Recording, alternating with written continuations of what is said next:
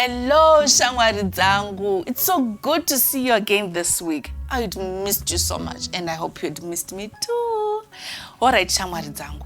I hope zvese zvatiri kudzidza pano paMhamha Shona show muri kudzidzisa vamwe kumba nekuchikoro. And keep on practicing because kudzidza hakuperi. Learning never ends. So this week, shamwari dzangu, ndakukudzidzisai a new sentence. Tagadzirira. Tinoti Mhoroi Makadi kana tichimhorosa munhu watisingazivi. Handiti tinoti chi Mhoroi Makadi. Nechirungu hello, how are you? Mhoroi hello. Makadi how are you? Tinzwe muchiita shamwari dzangu, tinzwei?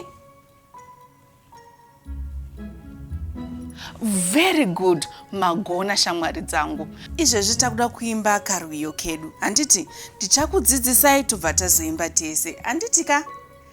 Right, cannot.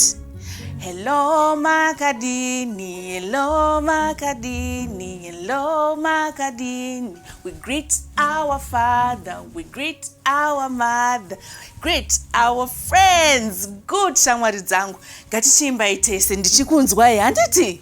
Hande. Hello Makadini, hello Makadini. We greet our mother, we greet our father, we greet our friends. Well done, my friends. I hope mucharamba muchipractice muri kumba ikoko because Mhamha Shona always says kudzidza hakuperi. Learning never ends. Until next week, shamwari dzangu. Bye bye.